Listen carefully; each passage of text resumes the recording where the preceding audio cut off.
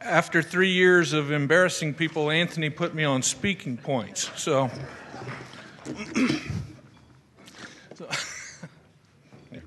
there you go. I noticed a lot of things going on. Lisa Marley stopped the elevator at City Hall as part of our wellness program. So now I have to climb up to the 4th floor. So people are out of control over there. This is an exciting time for the city of San Angelo. First, we have a new city manager whom you'll hear from today. Along with the dynamic leadership style, Daniel Valenzuela brings a fresh perspective and a fresh voice. From an organizational standpoint, that's healthy. He will challenge our approach to improve upon how we do business and how we serve our citizens. Second, we have new leadership in 4 key departments: water utilities, operations, community development, and economic development. Those changes offer a perfectly timed opportunity for our new city manager and your city council to re-examine the structure of San Angelo's municipal government. It allows us an end goal to ensure that we're delivering all the highest level of service and all the services we should provide in the most cost-effective and efficient way possible. Third, we have several capital improvement projects in the pipeline, most notably the pipeline. The Hickory Aquifer Pipeline will help fortify San Angelo's long-term water supply. We also have a budding relationship and good progress going with the cities of Midland and Abilene. In addition to that, I want to mention a few other capital projects. The terminal renovations at the San Angelo Regional Airport will improve the travel experience, and hopefully it'll increase our chances of landing a second airline. You're seeing the metamorphosis. I see Luis Elgazabal over there, our airport director. Luis, I still would like to have part of your new office. Okay. Terminal renovations. You're seeing a metamorphosis of the Concho River downtown. Those improvements will lure our local citizens, tourists, and private development to the central business district. Planned renovations to the historic city auditorium, along with the development of a new San Angelo Performing Arts Center, will not just further the cultural arts and downtown revitalization. Those facilities will spark private development in the heart of the city. A new livestock barn at the fairgrounds will allow the continued growth of our community signature event, the San Angelo Stock Show and Rodeo, which is also a huge economic engine. From an infrastructure standpoint, the City Council nearly tripled the budget for street maintenance to $1.68 million. That's the first step in ensuring that we have better roadways. Big challenge, lots of money needed, but we're on the right track. We also have we are also alleviating flooding in the neighborhoods along Avenue P by adding a huge culvert from Bryant beyond Chadbourne. Lastly, chamber members should be encouraged that collaboration is the order of the day. In economic development, we have the new Business Resource Center. It brings together under one roof the Development Corporation, the Small Business Development Center, and the newly renamed Business Factory. It was called CVCED, and even none of us could figure out what that was. But it's an incubator to help businesses get going. Business Factory sounds great to me. Also, the Chamber's Economic Development Team, downtown San Angelo, and Concho Valley Workforce will have a presence at the Business Resource Center. We're convinced these sorts of collaborative partnerships will spark job creation and a more robust local economy. Today we have several of our council members here, and I'll introduce you guys if you don't mind. I have Johnny Silvas, Dwayne Morrison, Kendall Hirschfeld, and Paul Alexander with us today. And a lot of directors for city staff are also here today. So please help me recognize all those folks and the work that they do for the city, okay?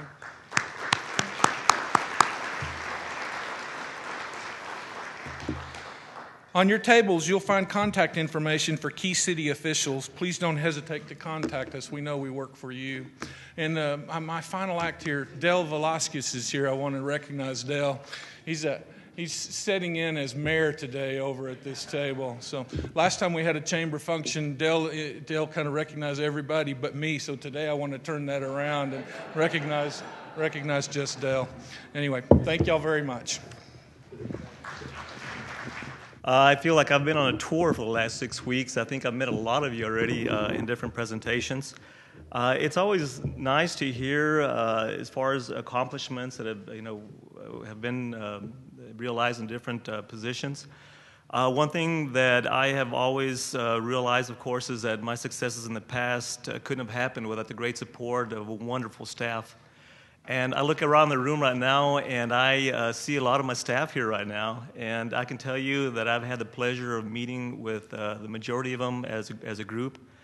And also, what I'm doing right now is going around individually and meeting with each one of the directors, each of the departments, kind of get a better understanding of how things operate. But I will tell you that I feel very blessed to have such a good group in place at this point. Mayor, I want to thank you for chopping my presentation in half. I think you covered about half of it already. But anyway, speaking about good people, I know that Jim Collins in his book Good to Great, he talks about companies that have made the leap from being good to being great, organizations from good to being great. One thing that he talks about initially is having the right people in place in an organization. He uses the analogy of a bus that you don't want to vision first before you have the right people in place. In an organization, you want to make sure that you have the good people in place, the right people in the right seats, and they guide you to a vision that will lead you to the success of the organization. And that's something that at this point I feel very blessed that I do have, as I mentioned a while ago, good people around me. Adjustments will be made as we go along just to better improve our efficiencies and effectiveness. But a big part of what we also have to do is determine the future of course, San Angelo. I know that the city currently has a comprehensive plan. This comprehensive plan was created through the involvement of the community. There's an old saying that it takes a village to raise a child. Well, it takes a community to develop a vision and then make it a reality.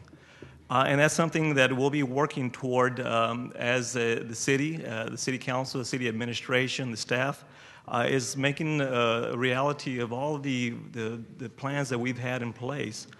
One thing that we'll be doing next month as the city council, the administration, the staff will be meeting to do a strategic planning workshop and take a look at where we definitely want to be as it relates to our comprehensive plan, and make sure that we do create the steps to get us there. I know that in meeting with council members, there's a lot of great direction. I think that they have a pretty good idea of what they would like to accomplish. What this does as far as strategic planning, it pulls all of us together and actually allows us to form a common vision and make sure that we start taking the strides to make sure that we accomplish what we set out to do. One of the important things within any organization, of course, talking about staff, is engaging and developing your staff also. There's always a lot. You hear people that I just hired some more hands to help me out. I've always believed that you engage the heart and the head of the individual. You involve them in the decision-making process. They're not just hands. They're actually full of ideas. One thing that I've done successfully in the past is to listen to my staff. They're the ones that are working with the citizens day in and day out. A lot of times they have some wonderful ideas as far as how to improve services, but they really don't have a voice. And this is something that we want to do as a city, is make sure that our staff does have a voice, that we do hear their ideas, and that we do develop them accordingly. One thing, again, that I've always believed in, as the population gets a little bit older, we have a lot of people that start looking at retirement. Succession planning is something that's critical. It's a key to the success of the city, and that's something that Lisa Marley, myself, HR director, have discussed. And I want to make sure that we do have a plan in place to, as people leave the city, retiring, they take on other responsibilities and other organizations. I want to make sure that we can slide right in with the right people to allow the city to continue in a positive motion moving forward. One of the biggest problems with the cities is that you do have people that leave, and a lot of times you don't have people to fill the void. In the city of Eagle Pass, one thing that I did have was a succession plan. I knew exactly who was leaving 1 year down the road, 3 years down the road, 5 years down the road, whether we had a plan. We had an individual that was working on certifications to make sure that they could step into that crucial role. And that's something that had helped us along also in the previous city. And that's something that, of course, that we'll be doing here with the city of San Angelo. We also want to develop a culture of disciplined people, disciplined thought and disciplined action.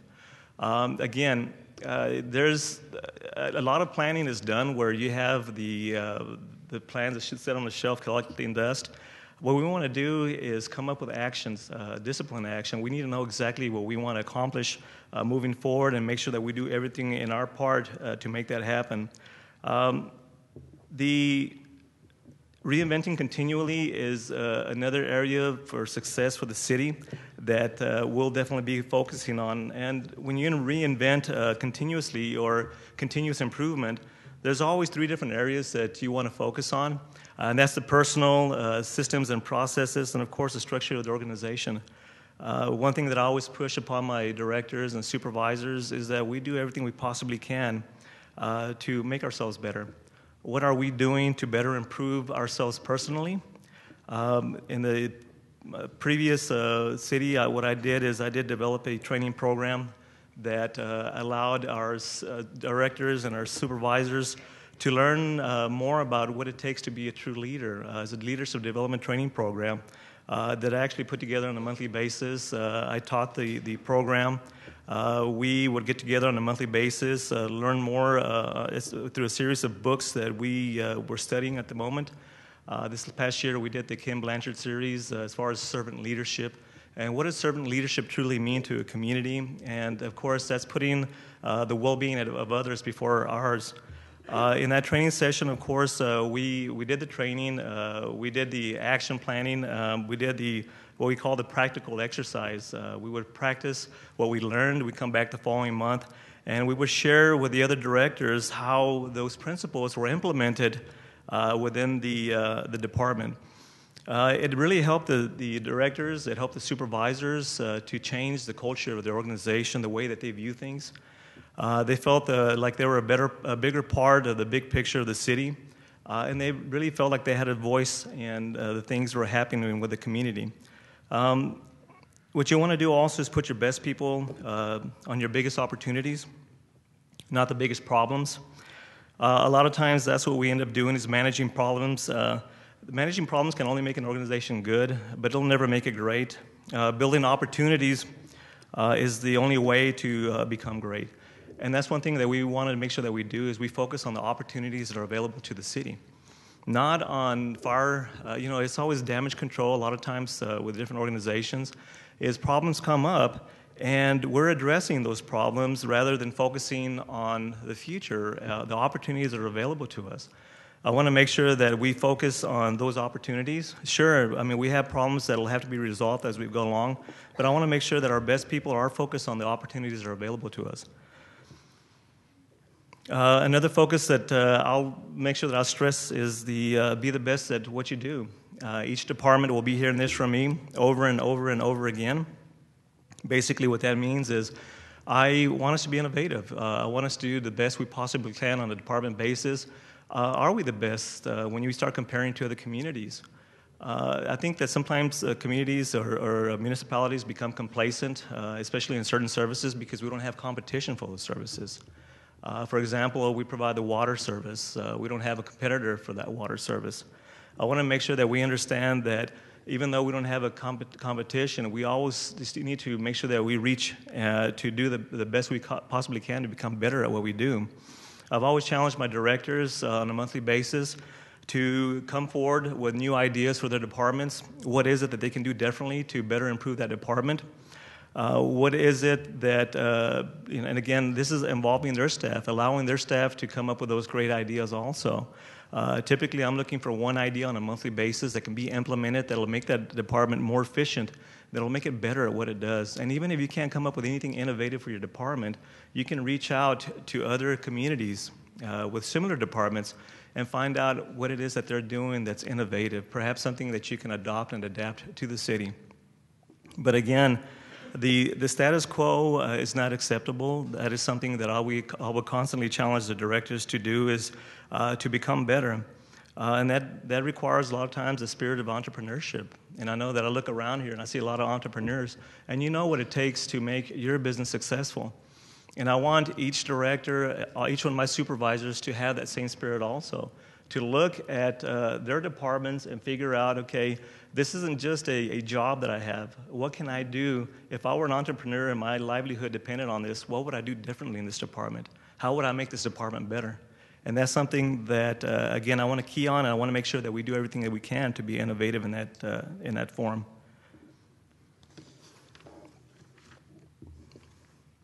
One important aspect of my position is not just valuing the results of the organization, and of course we can do that through performance measurements to determine whether we're reaching the goals or we're along the right track of achieving the goals that we've set for ourselves, but it's also building the relationships within the organization. Better results with better relationships. You can't have one without the other. I think that you can have results, but they get a lot better whenever the relationships are built within an organization. What I mean by that is you have to honor your staff. You have to do everything you possibly can. Me as a city manager, I have to look for different ways to serve my staff also. What can I do to make things better for them, to make them better at what they do? Can I provide the proper resources for them also? The voice of the employee, the voice of the director, the voice of the supervisor is always really important to me. One thing that I've always stressed to everyone is that when you meet with somebody, there's no one more important in front of you. The person in front of you, there's no one more important than that person that you're talking to at that moment. So you give your divided attention to that individual. I do that, of course, with my directors, with my supervisors, citizens that come in and meet with me. Anyone for that matter, I want to make sure that we build solid relationships, and I expect my directors will do the same thing. That also includes in our dealings with our staff. When we deal with our staff, how do we treat them? Again, I mentioned a while ago, do we see them as hired hands, or do we see them as actually individuals with some great, wonderful ideas that can actually propel the city forward, that can make the city better at what it does? So again, when people feel honored, staff members feel that they're respected, they feel that they have a say in the organization, they have a vested interest in that organization. And when you have that, you start seeing a dedicated group, a group that really wants to do the best it possibly can from a loyalty standpoint to make the organization better. So again, a lot of what I'm doing right now is a relationship building. As I mentioned a while ago, going around and meeting individually directors and different groups, those relationships are really important to the success of this organization. We also have to have an incurable need to produce results.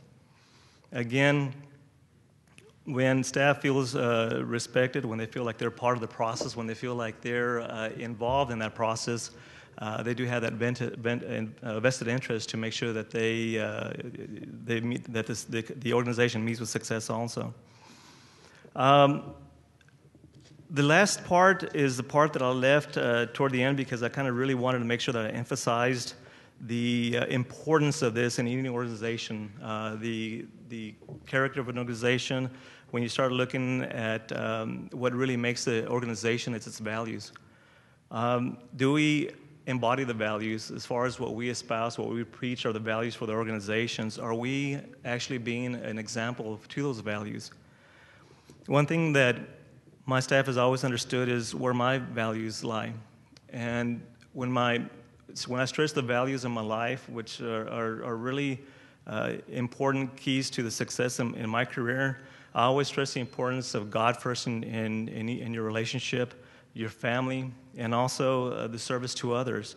Those three things you can talk about, but people also watch to see if you actually embody those values. You're telling your staff that this is what's important in your life. Are you showing your staff that that truly is what's important in your life by your actions? We don't just articulate our values, we have to make sure that we show it. True leadership maintains an attitude of putting others first, and that's service to others. And that's, again, I always look back at the scriptures when we talk about Christ came to serve, not to be served. And that's the attitude that I want to make sure that we have as an organization also, that we're here to serve you. A lot of times we have citizens, or at times we have citizens that come in and complain. and say that we're not listening to them, that we're not providing a good service for them. One thing that we have to emphasize to staff is that we are actually here to serve the citizen. If it weren't for that citizen, we wouldn't have a job. We are here to provide the best possible service we can to make sure that we remedy any situation that comes up, and that's something that we will be monitoring very closely and making sure that we stress on a department-by-department basis. We also want to make sure that we create a climate that really encourages the truth within the organization, no matter what. I want to make sure that I have an organization, that I have a staff, that I have the council members, which I can tell you right now, they're brutally honest a lot of times. They tell me exactly what's on their minds. But I want to make sure that my staff is the same deal. I want them to be very honest with me. If something is wrong within the organization, if there's something that I did that they feel is wrong, I want to hear from them. I want to know what I did and what I can do to better improve myself as a leader, as an individual, and that is always really important. So the truth is always, you're never going to get, you're never going to get mistreated for speaking the truth, and that's the one thing that I've always stressed to staff. I think that the staff that I've always had have always felt comfortable in coming to me and saying, Danny, you handled this situation the way that I probably would have handled a little bit differently, and they explained to me, and I'll listen to that. And I've learned a lot. As part of the leadership also is realizing that you can improve every single day, and I work every single day to improve upon my knowledge, upon my skills, and how I better serve people also. We want to also make sure that we're focusing on the success of the city. Not personal success, but the actual success of the city. We don't want the attitude of I did this, I did that. It's always how we work together to better provide a service to the community. So I want to make sure that if that's an issue, that we get away from that we're focused strictly on the success of the community as a whole. We want to make sure that we show a lot of humility in dealing with the public. We need to have a strong sense of call of duty for the job that we're currently doing. And we also have to have a strong will to make sure that we accomplish what we set out to accomplish. There is a lot to be said about leadership in an organization. There's a lot to be said about success within an organization. But in order to truly become great, you have to look at where you are currently. You have to be willing to make the changes. You have to be willing to look at what you're doing currently and saying, hey, is this really the best way of doing things? Can I do it better than this? And almost 95% of the time, the answer is yes. It's very rare that you look at a situation where you're actually working at peak efficiency. There's always a way to make a difference and make things better. I do want to finish off by letting all of you know that I feel very blessed to be in to have this opportunity. I had a presenter. I had an individual that introduced me at a previous engagement, and he introduced me as, here's Daniel Valenzuela. He was in Fort Stockton for 4 years. He was in Eagle Pass for 4 years.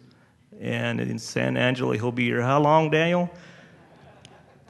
I just want to reassure you that this community, the city of San Angelo, has been a community that I've always admired as a kid. We used to come up here, my mom used to drive us up here, go out to the lake. It was always a wonderful experience for us. So it's something that when I heard of this opportunity, I really felt in my heart of hearts that this is a community that I can truly call home. In these first 6 weeks, I'll tell you right now that I truly feel like I'm at home. I've made comments about driving around and actually having people that wave at you. I haven't seen that in 4 years, actually since I was in Fort Stockton. So it's a wonderful, wonderful experience to have that. The people that I have met have been tremendously gracious, very kind, and I just feel just so blessed to be here, and I just feel this calling to do even better, knowing that we have such great people in this community. And that's one thing that I want to make sure that I aspire to, and something that our staff aspires to. I know that the City Council aspires to this. We look forward to working together to better serve you. Thank you for having me, and God bless.